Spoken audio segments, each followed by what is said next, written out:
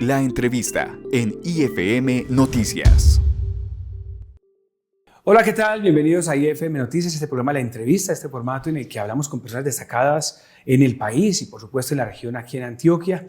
Y hoy con un invitado que le tengo gran aprecio, que es además, o ha sido además, representante de la Cámara, ha sido consejero presidencial para la política de las regiones, embajador. Estoy con Federico Hoyos. Qué bueno tenerte por acá, Fede. Bienvenido a IFM Noticias. Gracias, Nacho. Bueno volvernos a ver por acá ante las cámaras. Después de tanto tiempo, ¿no? Sí. Con Fede nos une no solamente una buena amistad, sino pues también un trabajo mutuo. En algún momento tuve la oportunidad de trabajar con Federico en la Cámara de Representantes, de hacer parte de su equipo de asesores y pues tengo y doy fe de lo que es su tesón, el amor por esta patria y pues su gran trabajo no solamente por el departamento, sino por lo que él considera un país, un patriota, ¿no? Gracias. ¿Me estoy exagerando o no es así mi percepción, Fede?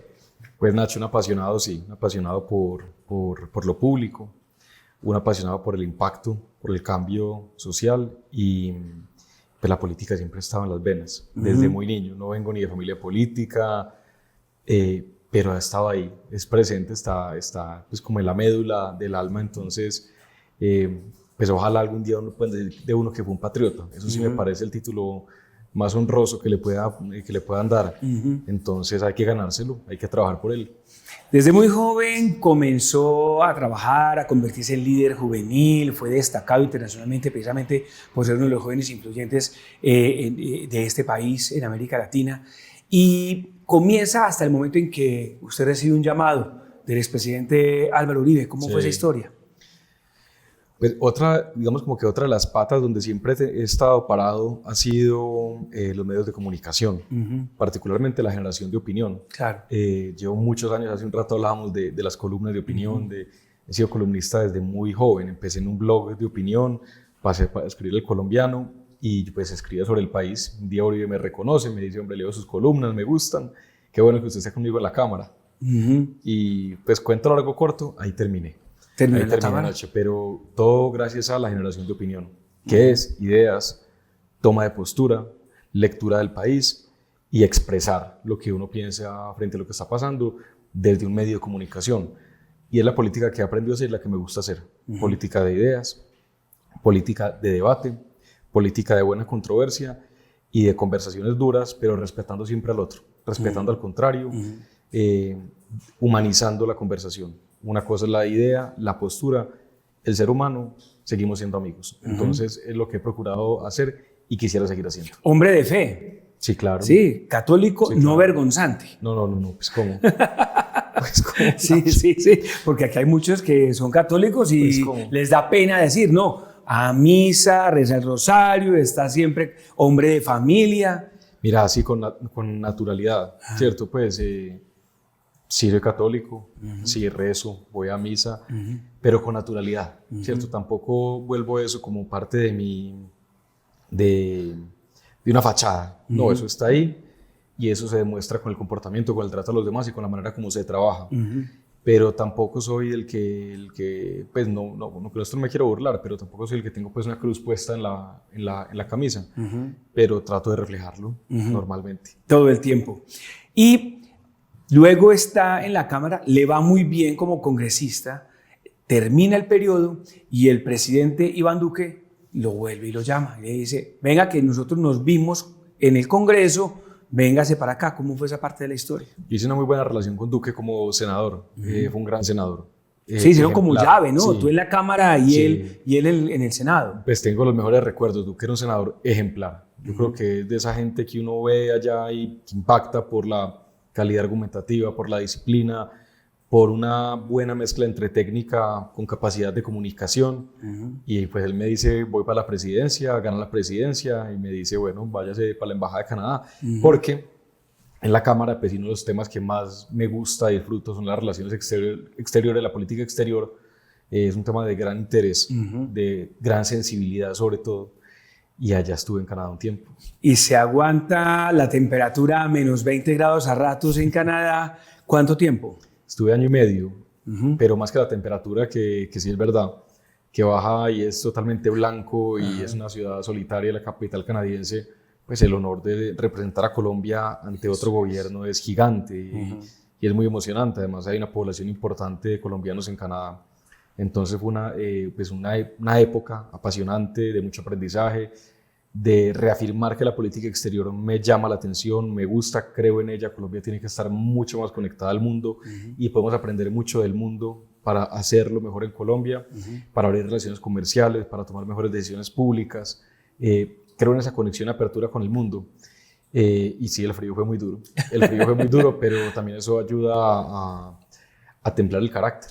Entonces comienza de muy joven, va por el tema de la opinión, llega a ser reconocido por el presidente Uribe, pasa al Congreso, luego va a Canadá, va acumulando experiencia, no tanto años, porque sigue siendo muy joven, pero acumula experiencia y luego es nuevamente llamado y le dice, venga que allá está aguantando frío y véngase para acá que necesito apoyo en Casa de Nariño. ¿Cómo fue el trabajo con el presidente al lado de él, con la alta consejería para la política y la región? El presidente en unas vacaciones de diciembre, yo estaba aquí y él estuvo acá porque en ese momento estaban empezando las marchas y las protestas sociales.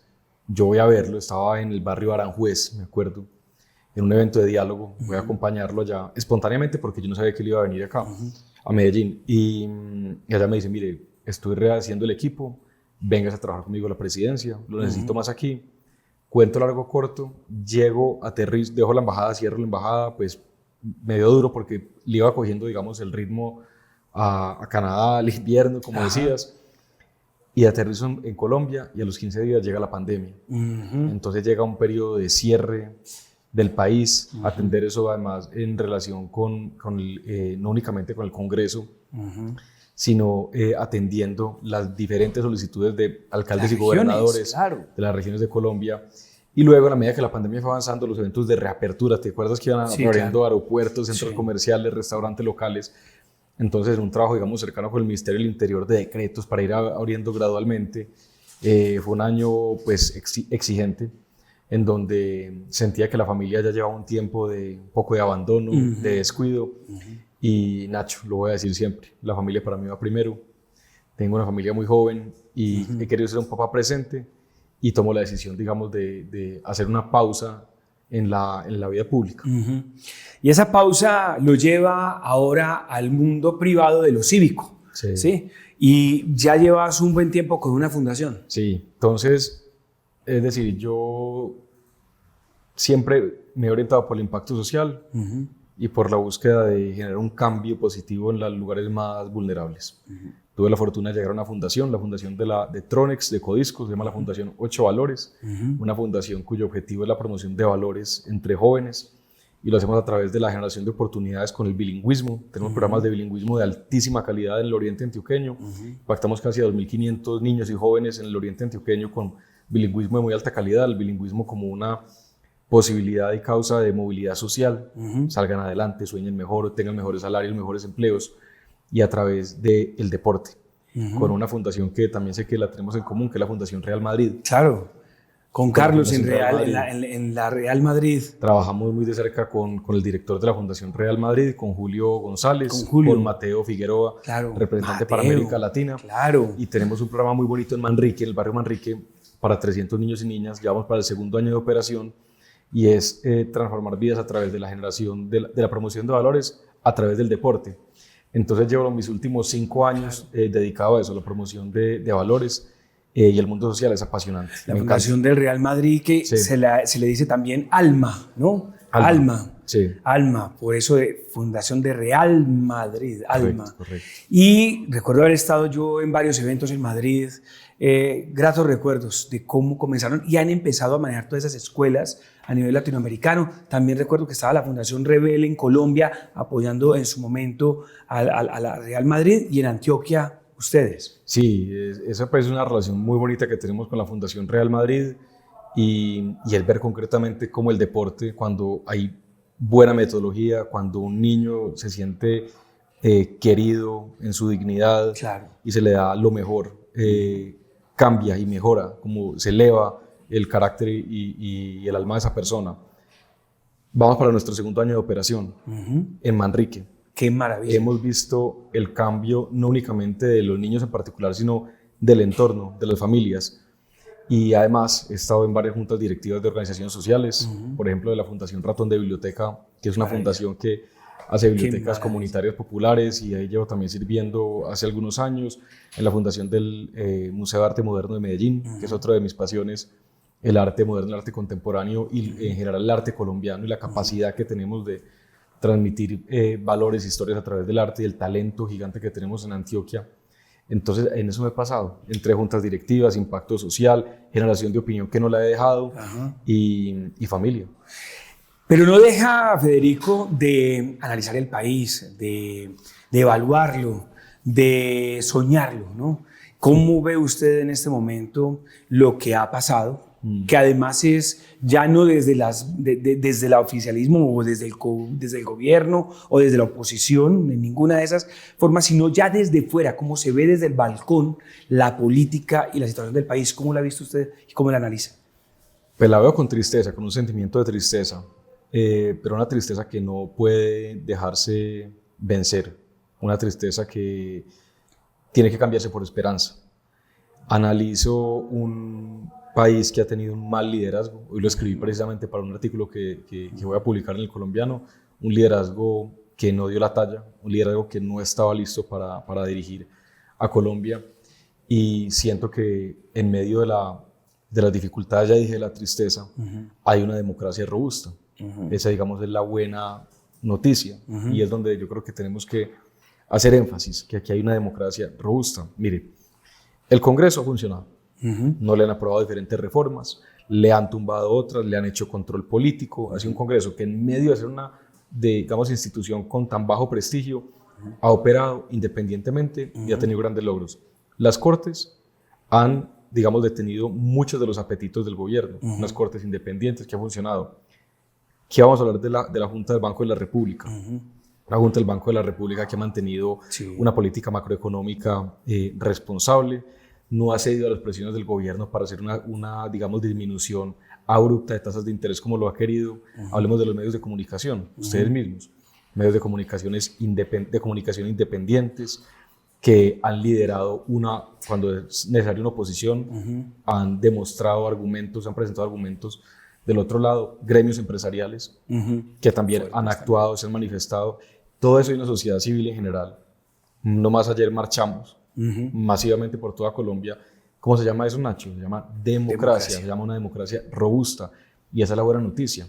Si hay un proyecto populista, un proyecto riesgoso, un proyecto que quiere romper el orden constitucional y de alguna manera lo está intentando hacer, una llamada consulta popular, desconociendo una decisión del Senado, es un rompimiento del equilibrio de poderes.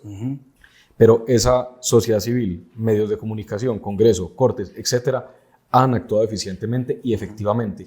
Y por lo tanto, la buena noticia, la esperanza en que está, Colombia tiene una buena democracia. Yo coincido con ustedes, estoy de acuerdo con esa parte en donde aquí se ha demostrado que ante las intenciones en algún momento y consideradas por muchas personas como macabras, que hasta al ministro Montealegre le dicen que es el macabro del derecho y de las teorías políticas, hasta a esas intenciones le ha salido siempre el funcionamiento de una democracia madura, de una democracia que sí está operando y de una institucionalidad que se está haciendo respetar, ¿no? Sí. Pues curiosamente madura para la juventud que tiene. Claro. Una constitución joven, pero creo que una constitución bien diseñada, con un sistema de pesos y contrapesos eficiente. Y ahí, Nacho, eso puede sonar a veces jurídico, puede sonar como a teoría del Estado, pero hay que ser muy enfáticos en esa idea. Explicar que esa constitución es valiosa, que esa constitución ha operado y que esa constitución hay que cuidarla, porque es la que ha impedido que un proyecto riesgoso, populista, de cambios gruesos, a la brava, por así decirlo, esté contenido, tenga un contrapeso eficiente. Entonces, esa valoración de lo que estamos viviendo hay que explicarla con mucho detalle y paciencia para que la gente diga, hombre, sí, no nos podemos quedar en la tristeza, no nos podemos quedar en la rabia, nos tenemos que quedar en la esperanza de salir adelante y de saber que este sistema fue además hecho por buenas personas y por personas que tuvieron una visión de futuro. Los constituyentes del 91 Álvaro Gómez, Horacio Serpa, Navarro Wolf, los diferentes partidos y organizaciones que digamos, la escribieron, vieron el futuro de alguna manera y se prepararon para las dificultades que podrían llegar como la de hoy.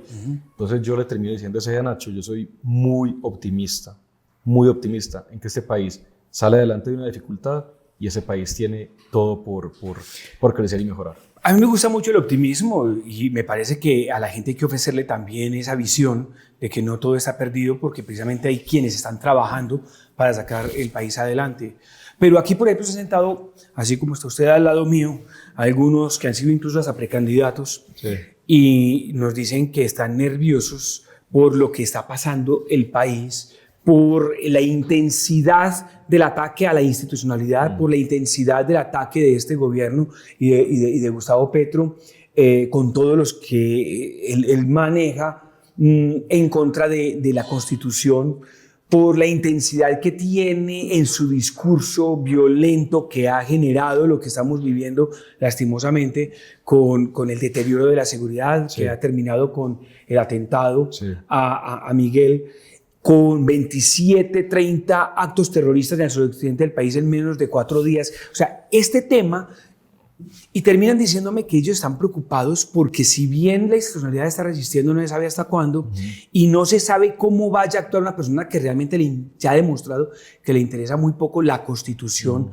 y las leyes y la institucionalidad, y que podría quedarse en el poder. ¿Usted considera que se quiere llevar el país a una especie de teoría del caos para que llegue un momento en el que diga el mismo presidente no hay garantías, me quedo porque no hay forma de hacer elecciones? Es que una cosa es, digamos, el optimismo en un diseño institucional, pero eso no significa parálisis. Eso no significa que yo me desentiendo y simplemente dejo que esa constitución actúe por sí sola. Ayer ver a decenas de miles de colombianos marchando, unidos, con respeto, muy diferente a las protestas que nos han tocado en los últimos años de Colombia. Creo que hay un paralelo muy interesante por analizar. Una protesta cívica, esperanzadora, respetuosa de la institucionalidad, contra pequeñas protestas o marchas ahí sí, violentas, que agreden el orden público, que agreden a las instituciones. Esa es la mayoría del país, la primera. Sin mingas, sin buses, sin refrigerios, sin violencia. Sin violencia. Sin violencia. Pero no significa que nos quedemos quietos, estáticos. Entonces, preocupación, claro que hay. Teoría del caos, de alguna manera sí. En este momento hay varios frentes abiertos, no me detengo mucho, pero hay un frente abierto de seguridad, de inseguridad en el país, crisis fiscal, falta de gobernabilidad y falta de garantías para la oposición, como lo mencionó. Entonces, claro que sí hay una especie de caos reinante, pero hay una democracia, una institucionalidad que ha operado, pero lo más importante somos las personas que estamos manifestándonos, que estamos hablando, en parte de lo que estamos haciendo aquí, generando conciencia, opinando, asumiendo posiciones. Por eso estoy también sentado aquí, Nacho, porque no se trata de quedarnos quietos, se trata de salir, de generar pedagogía y de tener una voz fuerte que diga que aquí muchos colombianos no vamos a permitir que estos proyectos populistas arrebaten el futuro de Colombia. Hace un rato decía yo que usted, pues, cómo veía el tema desde el balcón y no desde la acción. Planteaba en su momento oficialista, oposición o cualquiera que esté o en funciones. Ahora ha estado desde el balcón, pero ¿usted se quiere quedar en el balcón o usted quiere volver al ruedo político, quiere volver a ser protagonista, quiere volver, ahora que estamos en época preelectoral, de pronto considerar volver al Congreso y servir al país como desde esa aplicación de la democracia, no observador de la democracia? Sí, Nacho, yo también, digamos, un poco en defensa diría que ha sido un balcón, pero un balcón con acción, porque ha sido un balcón en donde hemos trabajado con niños, con jóvenes, donde siempre he estado en el ejercicio de la opinión pública, no he dejado de estarlo una sola semana. He estado en el ejercicio de la opinión pública, que es una manera de actuar desde otros ángulos, pero también creo que el lugar más importante para actuar es la política, definitivamente. Entonces, lo dije al principio, la política está en la médula, la política está en los poros, a mí me brota por los poros, me brota por los ojos, entonces ahí está.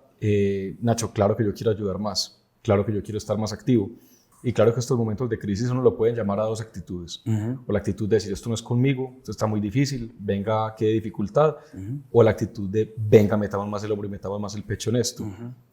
Yo no juzgo al que actúe de una manera o la otra, pero la mía es la segunda. La mía es de ir más adelante, allí, la mía es de ir adelante, actuar. la mía es de actuar y la mía es...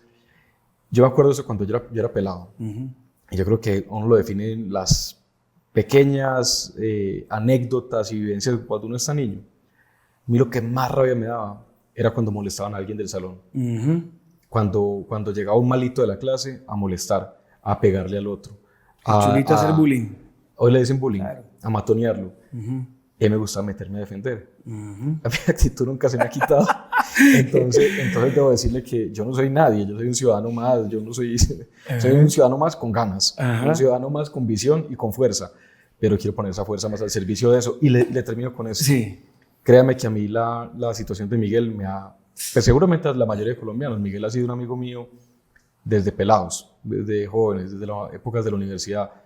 De pronto me despertaba una chispa que estaba ahí y me han dado más ganas de estar presente porque, vuelvo y repito, yo no soy nadie, yo soy uno más, pero tenemos que ser muchos. Entonces, interpreto que usted está pensando en volver entonces al Congreso, porque todavía no ha definido nada, me imagino. Ojalá sea la oportunidad. Ojalá sea la oportunidad. Qué bueno. No, pues sería... Ojalá sea la oportunidad, siendo muy responsable con que hoy tengo una labor privada, que tengo que dejar muy organizada, que tengo que ser muy transparente con las personas que están conmigo en esta labor y poder llegar a un acuerdo, porque uno tiene que estar en lo que está y en este momento yo estoy liderando unos impactos sociales, pero lo digo porque hay que ser responsable y uno no puede estar aquí y allá simultáneamente. Todo tiene un orden y todo tiene unos momentos. Correcto, correcto. Una situación que me parece a mí muy poderosa y muy viable frente a un Congreso que el próximo año se debe conformar de manera responsable por parte de los ciudadanos. Toda vez que un buen Congreso es lo que hace que controle y que ejerza un buen gobierno y que el país pueda pues, salvarse. Pues no de gratis, es que los que están en el Congreso de la República son los representantes de todas las facciones y de todas las voces que hay en el país, son los representantes de todos los ciudadanos. Esa es una buena noticia, esa es una buena noticia que usted da, ¿sí? El poder volver allá, porque además usted ha demostrado con hechos lo que ha logrado hacer, y eso ya creo que eso ya es muy importante en el ejercicio. ¿Y qué le dice la familia? Porque en el plano personal, ya usted me dice lo que usted quiere y lo que hace y todo, pero su familia. Algunas personas tenemos unas vocaciones profesionales muy definidas. Me imagino que tu esposa supo con quién se casó contigo. Sí, claro. Supo que se casó con un periodista. Sí. No supo que se casó ni con un banquero, ni con un constructor. Supo que se casó con un periodista. En el caso mío se casaron con un político. Entonces, pero es verdad que hay una situación del país difícil. Sí. Hay que ser más cauto en algunas medidas.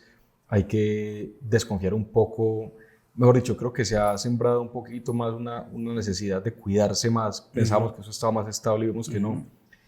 Pero Nacho, uno es lo que es. Uno es lo que es y yo sí creo en esa idea de la vocación profesional. De uno para qué nació, para qué está hecho y dónde tiene que servir y dónde cumplir. Yo creo que la mía es clara. Federico, yéndonos por el tema del futuro del país, mirando el futuro del país, escenarios que usted, como buen analista político, como buen, digamos, líder de opinión que es, con esa cantidad de más de 300, si no 400 columnas en lo que usted lleva en El Colombiano, en La República, en IFM, hemos publicado algunas. Con todo lo que es su análisis, ¿usted qué escenarios ve a lo que puede plantearse a futuro cercano en el país? Yo creo que hay un reto institucional, porque ¿qué está diciendo el gobierno? Está diciendo dos cosas. Primero, una consulta popular a la fuerza, desconociendo una decisión legítima, autónoma y legal del Senado de la República. Entonces le está diciendo, a través de un decreto firmado a la fuerza, le está diciendo a las Cortes, revísenlo. Y vamos a convocar una consulta. Escenario número 1, las Cortes dicen que no. Al decir que no, la registraduría dice pues que tampoco convoca elecciones. ¿Quién desempata ahí? Yo creo que ahí es donde la ciudadanía tiene que movilizarse como lo hicimos esta semana. Otro escenario, ojalá sea un escenario tranquilo, de transición y de respeto por la democracia. Le plantean, digamos, ya este desafío que han hecho de presentar una consulta popular por decreto. La Corte Constitucional, el Consejo de Estado dicen esto es inexequible, esto es contrario a la Constitución, esto no va y el problema se acaba ahí.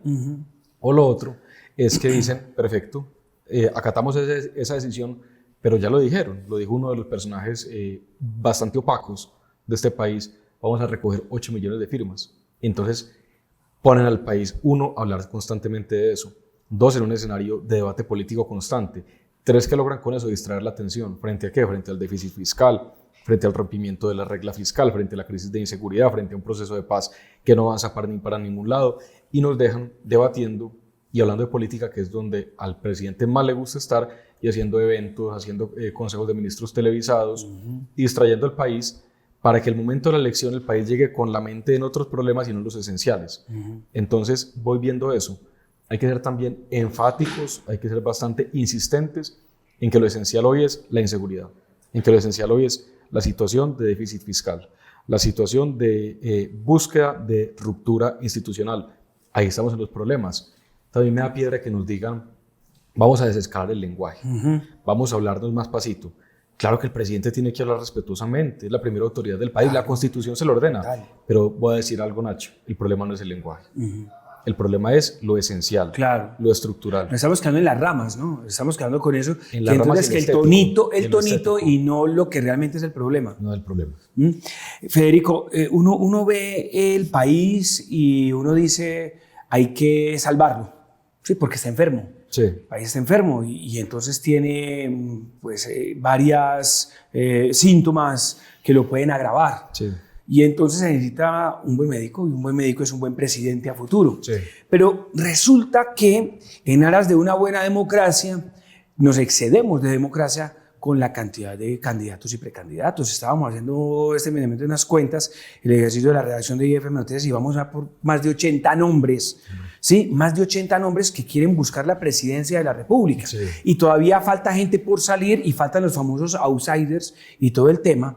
Y entonces comenzamos a decir cómo podemos nosotros buscar un buen médico si es que esto está con 80, esto es que ni contando las arenas del mar para una democracia puede ser haciendo imposible entender cuál puede ser un verdadero liderazgo. ¿Usted cómo asume que se debe de perfilar una campaña de la presidencia? ¿Alrededor de qué estrategias y alrededor de qué responsabilidad real? Porque es que 80 que van inaudito. Sobre democracia. Primero hay que repetirlo muchas veces. Ojalá Miguel Uribe se recupere. Sí. Ojalá Miguel Uribe lo tengamos presente en esta campaña, hablando y haciendo la labor valiente que venía haciendo. Lo segundo también, si bien hay una cantidad de nombres un poco, digamos, no sé si históricamente ha sido igual o esta vez hay más, yo también creo que eso naturalmente se va depurando, que las personas van viendo unas que, digamos, lo digo vulgarmente, no pegan en la opinión pública, y otros que pegan más. A mí me gusta la idea del médico, pero la complementaría diciendo es mejor un equipo médico. Un equipo de expertos. Un experto en pulmón, un experto en manos, un experto en ojos, un experto en corazón.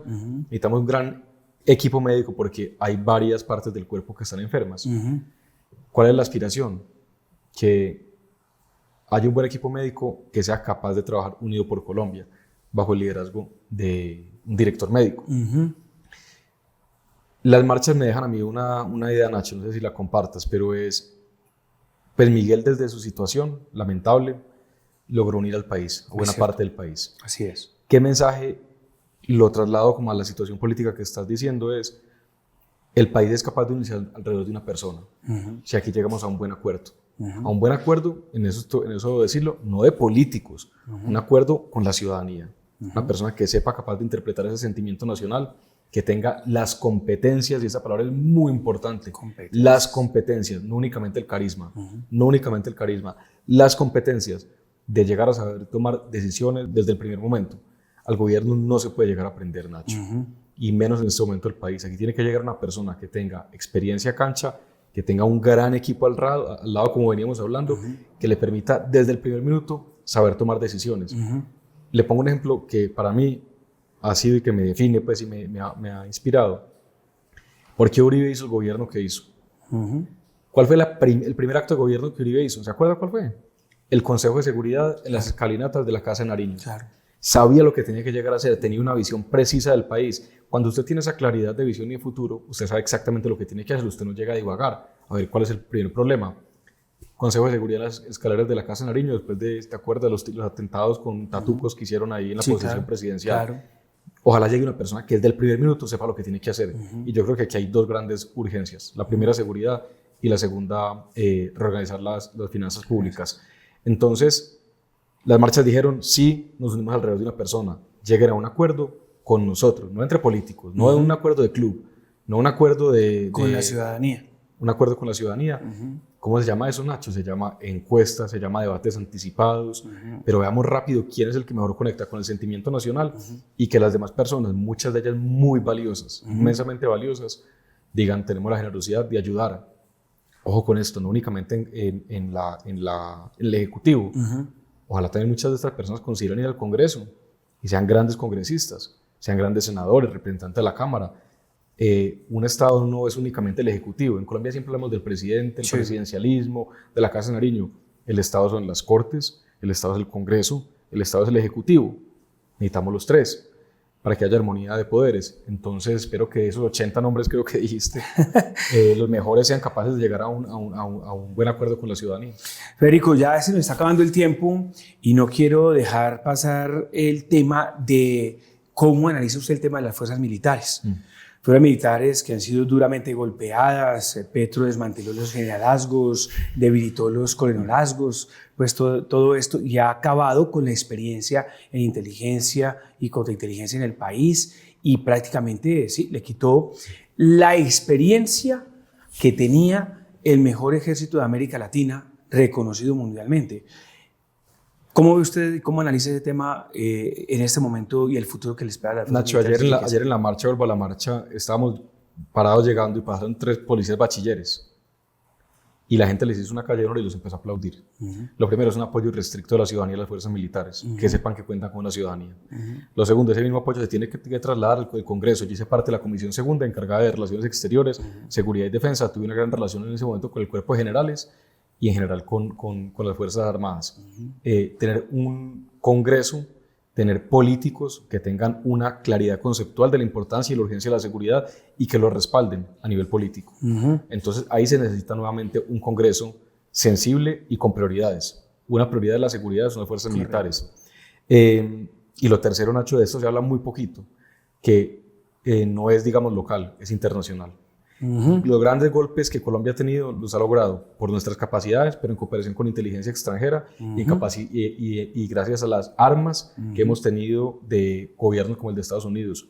Una urgencia para Colombia, imperativo, es fortalecer y volver a tener una buena relación con el gobierno de los Estados Unidos, una buena relación con el gobierno, con la Casa Blanca, y una relación bipartidista como la ha tenido Colombia siempre, demócratas y republicanos. Así es. Nos tenemos que salir un poquito de la montaña y tenemos que volver a Washington, tenemos que volver a Bruselas, tenemos que volver a los parlamentos del mundo para tener un mensaje internacional que resuene y tener un apoyo político que venga a Colombia en recursos, en respaldo político y por lo tanto en fortalecimiento de capacidades para que las fuerzas militares hagan lo que tienen que hacer. Le puedo hablar de muchas cosas. Usted habló de la inteligencia, que es verdad, pero le hablo de otra, retomar las capacidades que desequilibraron el conflicto con las FARC en su momento, y una de esas se llama el aire. Volver a tener la iniciativa en el aire, volver a tener la iniciativa de lo que haya que hacer desde el aire, pero con un gran respaldo político, internacional y siempre acorde a la Constitución y a la ley. Bueno, se nos acaba ya el tiempo. Como lo dije hace un momentito, una reflexión final que en esta entrevista, ¿qué le dice usted a los colombianos, a quienes lo ven a través de IFM Noticias, en el departamento de Antioquia, en Medellín y pues en general a todos los que nos ven? Lo primero, agradecerte por el espacio, Nacho. Gracias de verdad. Y lo segundo, un llamado a que no nos dejemos quitar la esperanza. Colombia ha pasado épocas muy difíciles. Colombia va a pasar esta época nuevamente. Hay que involucrarse más. El que tenga vocación por la política, hágalo desde la política. El que pueda hacerlo desde la empresa, hágalo desde la empresa. Pero rememos juntos, que aquí superamos esto, pero lo superamos con acción. La capacidad institucional ya la tenemos, ya hablamos de eso. Necesitamos también cada uno, desde donde está, acorde a su trabajo, a su vocación, a sus posibilidades, involucrarse más para que este mal capítulo lo superemos. Usted está diciendo algo y me voy a extender un poquitín en el tiempo ya que nos estamos despidiendo, pero es que usted acaba de poner un tema importante y es, yo estoy viendo más tiktokeros y opinadores de redes sociales que gente que realmente trabaje por la política y el desarrollo del país. Eso es como para volver a empezar la entrevista, ¿o qué? No, pues me tocaste un tema de mucho interés, Nacho. Yo por ahí tengo un newsletter que se llama Trascendental, porque son reflexiones más personales. Por ahí escribí un día algo que pegó mucho, que se llama Que vuelvan los políticos aburridos. Ajá. Entonces yo cuento en ese newsletter que cuando yo veía las noticias con mis papás, las noticias de las 7 de la noche desde peladito, pues yo veía que los políticos se vestían bien, que hablaban con calma, que eran serios en sus conceptos, además que había como una especie de maneras solemnes institucionales. Y hoy estamos en una, digamos, sobresimplificación de la política, en una chabacanería. Una chabacanería que una cosa es cercanía con la gente, otra cosa es chabacanería. Y yo creo que hay que diferenciar. Claro. Y lo otro, Nacho, es que la política es un ejercicio difícil, es complejo, eso no es simplemente ir diciendo lo que a uno se le vaya ocurriendo en una cámara. Los medios de comunicación son importantes, ustedes periodistas profesionales que saben investigar, saben filtrar la información y tienen una responsabilidad ante la opinión pública. Esa idea, lo digo en positivo, de volver a unas instituciones más sólidas en la política, en los medios de comunicación, es necesario. Porque de lo contrario nos confundimos todos. Total. Con que cualquier persona vaya diciendo lo que vaya pasando por su cabeza y eso tenga alguna credibilidad. Entonces, ojalá vuelvan políticos capaces, que respeten ciertas formas y que este asunto de los llamaste influencers o como se llamen, sea un recuerdo y que el que quiera realmente opinar, el que quiera involucrarse, se tiene que preparar mucho, tiene que, o debe mejor, hacer una buena carrera, tener una credibilidad para poder hacer. Pero también creo yo, Nacho, que es parte del desafío del momento y que eso se hace desde lo positivo, no criticando, sino actuando. Excelente. Gracias por estar aquí, Federico. Qué maravilla tenerte en IFM Noticias, en este programa de la entrevista. Encantado. Qué bueno, te esperamos en otra oportunidad para que sigamos analizando este país. Encantado de estar aquí, muchas gracias. A ustedes también, gracias por estar con nosotros, que hayan disfrutado de esta entrevista, que estén pendientes de toda la programación 24 horas de IFM Noticias a través de ifmplay.com, nuestro canal 24 horas a través de la plataforma de ifmnoticias.com, también por Dailymotion, también por YouTube, para que ustedes estén siempre bien informados. Recordar que estamos con nuestra señal de prueba en nuestra radio, y realmente estamos con musiquita para que usted también descanse y disfrute de la buena música, mientras comenzamos con todo lo que es la programación periodística, también a través de ifmradio.com. Gracias por estar con nosotros y en el lugar del mundo en el que se encuentren, que tengan muy buenos días, buenas tardes o buenas noches. Hasta la próxima. La entrevista en IFM Noticias.